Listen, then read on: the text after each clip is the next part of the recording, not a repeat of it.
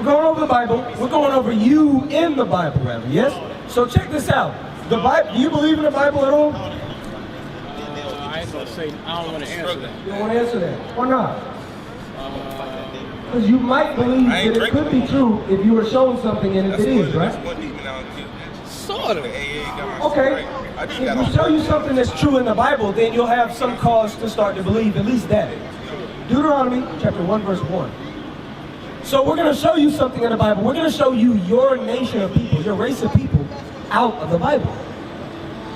Deuteronomy chapter 1 and verse 1. These be the words which Moses spake unto all Israel. Moses is speaking to the children of Israel, right?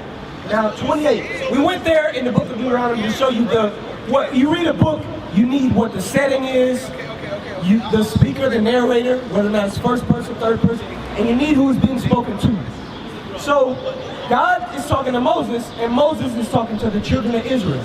Let's read what God told Moses to tell the children of Israel, verse 15. Deuteronomy chapter 28 and verse 15. But it shall come to pass, if thou wilt not hearken unto the voice of the Lord thy God. If you would not hearken unto the voice of the Lord your God. Sisters right here, come listen to this for a moment. Check this out. What we're reading is Moses, what he told the children of Israel. So far we know he's talking to the Israelites only. Now we got, if you don't keep the commandments as a people, what will happen? To observe, to do all his commandments and his statutes, which I command thee this day. What will happen? That all these curses shall come upon thee and overtake thee. God would send curses to overtake our people if we didn't keep the commandments. Well, I'll say the Israelite people for now. The Israelite people. They were given the commandments from Moses, right? Came down from Mount Sinai. Hold on. Came down from Mount Sinai with the commandments from God. Told the children of Israel what they were. And then told them, God said that if we don't keep these as a nation of people, that curses would come upon us and overtake us. Now let's read some of the curses and see if we cannot use them to identify who the Israelites are today. Read. Verse 16. Cursed shalt thou be in the city. So the Israelites would be cursed in the cities where they live. So let's talk about your people, for instance. Your people, do they live in the best areas of the cities where they live in? Do they live in the best neighborhoods, the biggest houses? What about the medium ones? What about the lower ones? What about the ghettos? What about the hoods? What about the slums? Is that where most of your people? Not every single one, but from majority speaking, that's where most of them would be, would you say? Your people, right? Read on. And cursed shalt thou be in the field. In the field. The field is where you would be working, right? Were your ancestors cursed to work in fields? Not the people ruling over the fields, but the people in the fields that were having to walk through the rows of the plants and pick off them. Being whipped, standing in the sun in the field, or were they standing underneath the shade in the shed? Or on the big house?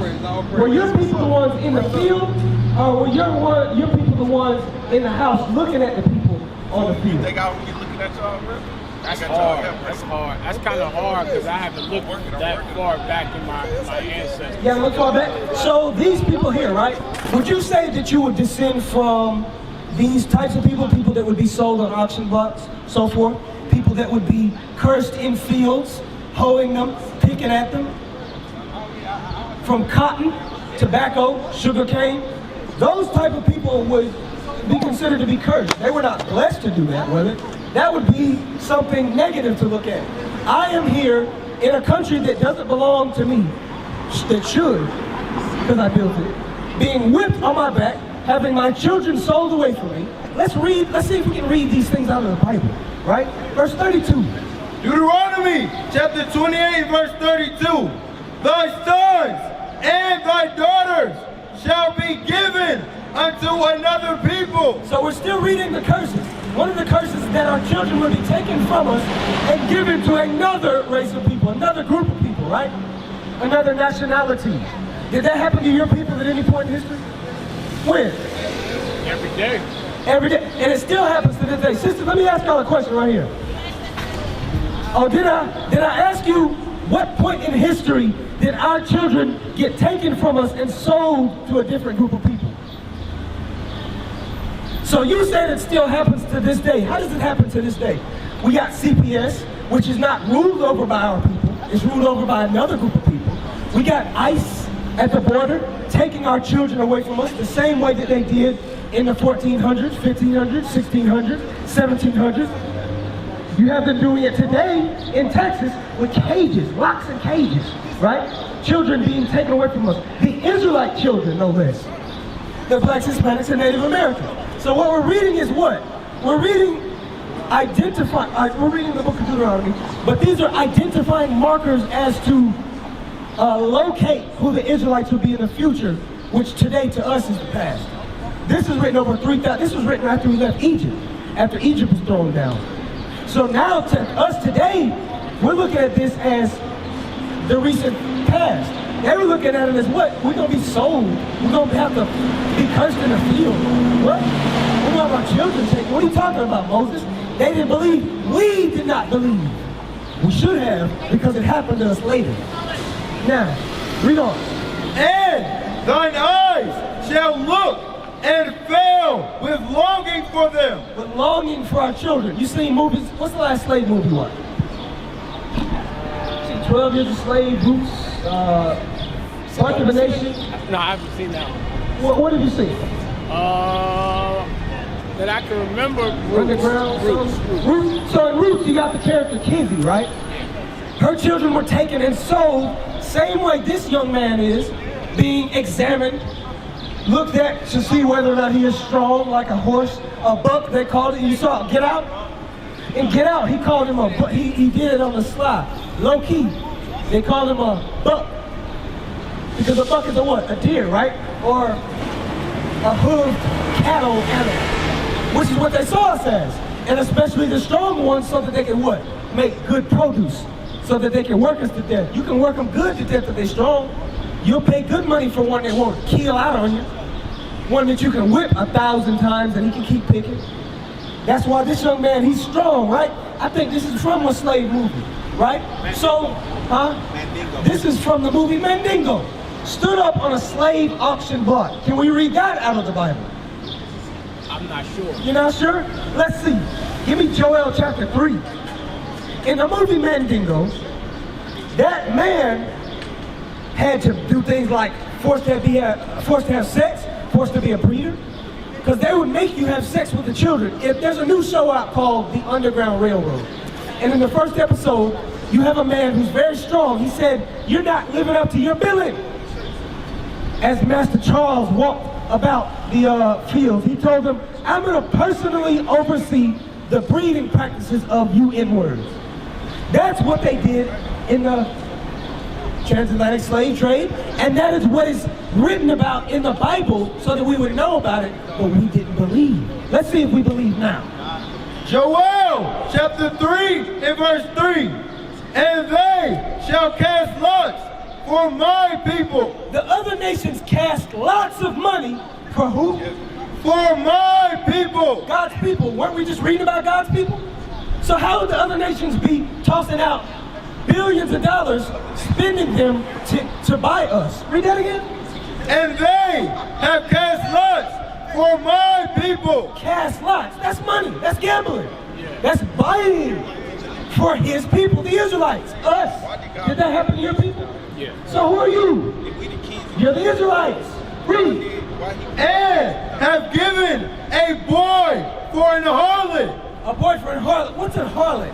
A whore. A breeder. A buck. And have given a boy, Mandingo, for a breeder. Read that again. And have given a boy for an harlot. As soon as you were able to produce vital sperm, virile sperm, they would have you might even be forced to go in with your sister or your mama just to produce more. This is what they did to us. Read. And sold a girl for one. So they what? They had parties.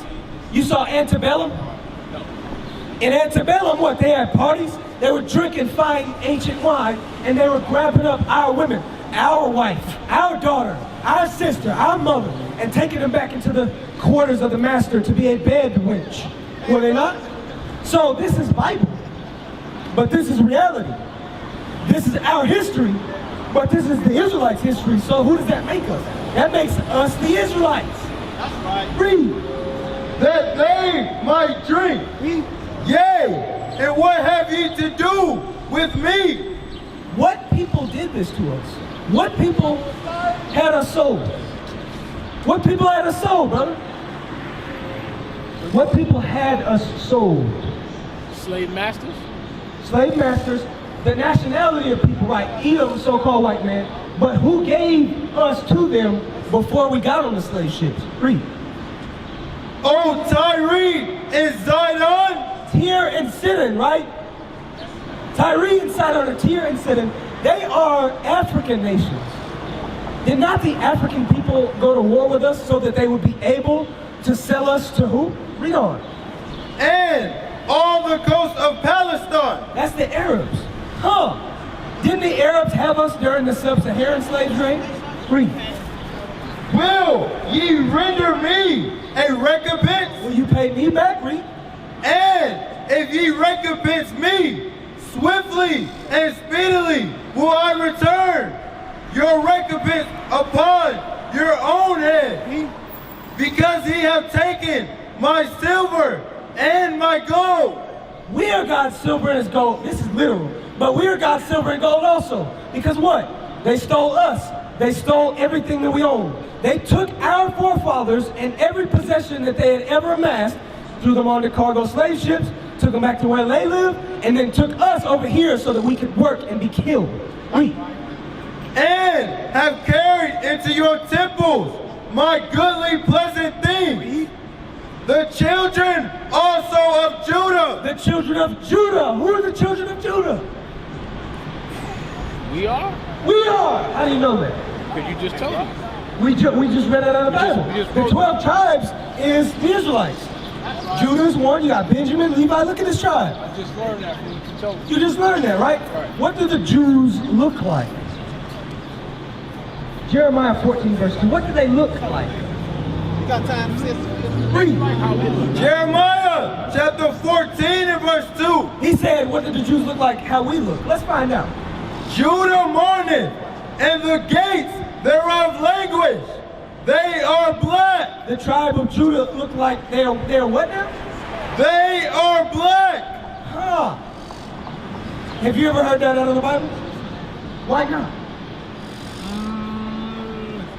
I should have.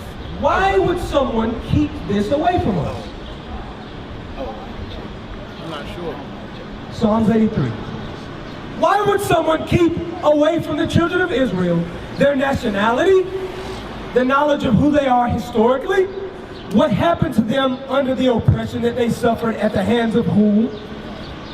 Why would people cover up the fact that we are God's chosen people? That the #1 book that has ever been sold, read, or written is about us. Why would they hide that? Read. Psalms chapter 83 and verse 1. Keep not thou silence, O God. Hold not thy peace, and be not still, O God. For lo, thine enemies make a tumult. The enemies of you, God. This is David giving a prayer. God, your enemies make a tumult, a conspiracy. Read. And they that hate thee have lifted up the head. The ones that hate God have lifted up their head. Read. They have taken crafty counsel against thy people. Did you hear that? The ones that hate God have taken crafty counsel against his people. His people. That means that the enemies of God are not. But we are. Read. And consulted against thy hidden one. They have hid away our nationality. They hid away who we are in the Bible. They didn't tell us that this is about us. If they gave us Christianity, how come Christianity ain't only about, hey, y'all are the Israelites, keep the commandments? Why is that not what it's about? That's what the Bible is about. Read. They have said, come and let us cut them off from being a nation. Whoa! I asked you a moment ago, why would they keep this information away from us? This is why. Read that again. They have said, come, let us cut them off from being a nation. Let us cut them off from being a nation. That's what our enemies did. Let me show you something. Judah 5 verse 20. This is what's important, right? So we know that we're the Israelites, yes? Now, how did we get in this position? Do you remember Deuteronomy 28 verse 15? If thou would not keep the commandments as a people, then that's what it says. So this is right here. Let me ask y'all a question, right? Let me ask y'all a question. This is right here. How are our enemies able to conquer us as a people? What gives them the ability to do so? Are we stronger? Are we more cunning? Did we have the They don't care. They don't care how to come up out of the oppression that we're under. But what? Read this. God wrote in the Bible how we're able to undo these curses. And that's through the keeping of the commandments. You said it. Read. Now listen. Why are the heathen doing this to us? To cut us off from a nation. How are they able to do it? What the sister got? Soldier? What the sister got? What's the question? Oh no, he was asking me who was the man with the thorn on his head, and I said it was Michelangelo's cousin. Okay, that's pretty good. Did you know that? Who is this? Who is this? Jesus. This is Jesus? That's supposed to be Jesus. Revelations 1. See, this is what we gotta do. We gotta uncover the truth. We gotta do away with the lies. This is supposed to be Jesus. Who said it's supposed to be Jesus? Seemed like to me, the person that said that's supposed to be Jesus is the same one that cut us off from our nationality. Right. Let's read what Jesus looks like in the Bible. Revelation chapter 1 and verse 1. The revelation of Jesus Christ. The revelation of Jesus Christ. Revelation, the revealing of Jesus Christ. Verse 14. Verse 14. His head and his hairs were white like wool. So we got his hair on his head and the hair on his face is white in color and what in texture? Like what? White like wool. So the color of it is white, his hair. The texture of it is what? Like wool. Woolly is the texture of what people's hair? What race of people? Do Caucasian people have woolly hair? Like a sheep? Like a nappy? Take your hat off. So your hair texture is what? Is it straight or is it what you would call coarse? Nappy they might call it now. Woolly what they called it in ancient times. So what? This sister right here said, this is Caesar Borgia, no? So Christ's hair color is white. Is his hair color white? White? Is his hair color white? No. Is the hair texture woolly or is it straight?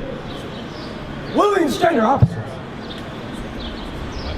No, so I wouldn't want to deceive you from a picture from what I wouldn't want to deceive you, so I wouldn't know. they're just drawings, but that's white woolly hair, isn't it? Well, read on. Let's see more of the description of it. As white as snow, and his eyes were as a flame of fire. His eyes were as a flame of fire. Are his eyes red? Are they red? No. Are his eyes red? Huh. So which one would be more accurate? This one has straight hair that's brown. It's not white and woolly like the scriptures say it is. His eyes are clear, not red. That is not like the red that the Bible says Christ's eyes are. What else descriptive factor do we have? His skin tone. And his feet. If you look at the top of your feet, they're going to have what your skin tone on, their color. Read. And his feet like unto fine brass. Like unto fine brass. What color is brass? Brown. What color do you say brass is? Like a penny? Copper. Copper. What color is that? What people are that color? That's a good question. I'm not sure. Is he brown? Is he copper? Is he brass? Not from what I see, no. No, he's so-called white man, right? So-called white people are not the color of brass, but you are. He is. But his hair texture also what has to be white and woolly. So this can't be Christ. He's not brown, he's not brass. He ain't nowhere near it. His hair color is not white. His hair texture is not woolly. So who is it then? But Christ is not only brown like the brass, but the brass is as what? As if they burn in a furnace. As if the brown, that brassy color had burned in a furnace. So what does that mean Christ looks like? Does he look like this? Or does he look like that?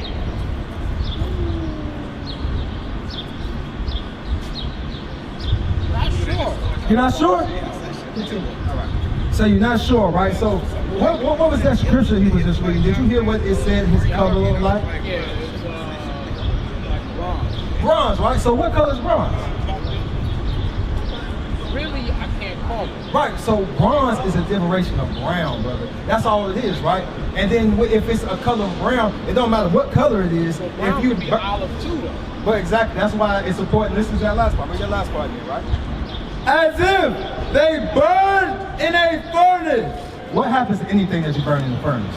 It disintegrates. It disintegrates. Before it disintegrates, what color does it turn? It turns black, brother. You burn anything, right? Yeah, I you don't know that. burn toast. Toast is white. You burn rice, popcorn. You burn it, it turns black, right? So it don't matter what color, derivation of brown it is. If you burn it, it's gonna turn black. So when you knowing that in your mind, so that means Christ had to be a dark-skinned man, right? So don't worry so much on the physical features. It gives you what? It tells you that he was a black man. He had white hair, woolly white hair. But he had a beard. So these are the things you have to keep in mind. We used to scream black power while heroin was pushed. But at the end of the day, nothing's in vain. Iuic has been given a vision. The tents of Judah has risen. Many has attempted the mission. Minor murmuring, omitting, and missing the mark. Just reading that he had the flame of fire in his eyes gave us the spark. We on Paul's mission. We out on the road. Purple and gold. From Mexico, Cuba, Haiti, Ghana, Sierra Leone. 144,000 boots banging, concrete crackling. These are our men repented at heart. The scriptures is proof. Iuic, we deliver the truth.